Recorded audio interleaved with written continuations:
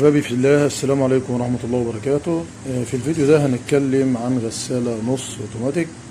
مشكلتها ان بتلف في اتجاه واحد، تمام، اتجاه واحد كده فقط لا غير يمين، تمام، انما ما بتلفش في الاتجاه الشمال. هنتكلم مع بعض عن اسباب المشكلة ايه. اول حاجة طبعا عندنا اكتر من مشكلة، اكتر من سبب. السبب الاول بيكون فيه عيب في التايمر، اللي هو التايمر ده بيبقى فيه مشكله. المشكله طبعا هنفك الوش، انا فاكره طبعا قبل كده. وفي حاله يا جماعه اما نيجي نفك وش الغساله، طبعا ادي المسامير بتاعتنا بنفكها براحتنا. لما نيجي نفك الوش ده ناخد بالنا ان فيه هنا تايمر او كامة طرد، بيبقى مربوط فيها حبل زي ما احنا شايفينه كده. الحبل ده لازما، اللي هو ده لازما نفكه كده بالراحه، تمام، علشان ما يتكسرش مننا، تمام. نفك كده زي ما عملته، ونشوف بقى نشيك على التايمر بتاعنا. ممكن يكون في فرده، انا عندي 3 فردات، واحده كهرباء و2 سرعات. ممكن يكون واحده من دول فلته او مقطوعه ومش وصلها كهرباء. ده طبعا في حاله ان يكون التايمر بتاعي سليم. فانا بقيس طبعا الكهرباء كلها اللي موجوده. طبعا انا بقيس الثلاث اطراف، الطرفين اليمين والشمال، بقيس كهرباء، وبقيس الكهرباء واصله للعمومي ولا لا. في الحاله دي لو واصل كهرباء والتايمر ما اشتغلش، يبقى انا عندي مشكله في التايمر.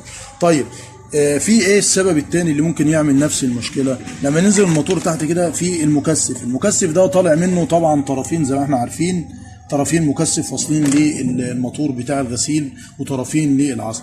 بمشي ورا الطرفين بتوع موتور الغسيل واشوف، يعني كمثال ده الغسيل، انا بشوف الاطراف دي، تمام. اشوف ممكن يكون في حاجه منهم يا جماعه فاصله مني. لو في طرف منهم فاصل، ممكن طرف يشتغل والتاني لا، اللي هو اليمين او الشمال، تمام. فاحنا نشيك على الوضع ده برضو، واشوف اجرب الموتور خارجي كده بيدوي، اجرب اطرافه اشوفه بيلف معايا يمين وشمال ولا لا. يبقى انا عندي دلوقتي يا اما اطراف الموتور بجربه يدوي خارجي اشوفه شغال ولا لا. لو شغال يبقى انا اشوف المكثف شغال، يبقى انا اشوف التايمر. في الحاله دي يبقى انا عرفت دلوقتي ايه سبب ان بخلي الغساله ما بتلفش الاتجاهين، بتلف يمين بس او شمال بس، تمام يا جماعه. لازم ناخد بالنا من الحته دي. طبعا هم دول ال3 اسباب اللي ممكن يسببوا لنا نفس المشكله اللي انا بتكلم عليها. وبعد كده طبعا بنقفل الغساله بتاعتنا بعد ما شيكت عليهم. بقفل غسالتي وبجرب الغساله عندي بتلف يمين وبتلف شمال كده، يبقى انا الحمد لله انا غيرت طبعا في الغساله دي، غيرت التايمر بتاعها، لان المشكله عندي كانت في التايمر. فالحمد لله اشتغلت معايا.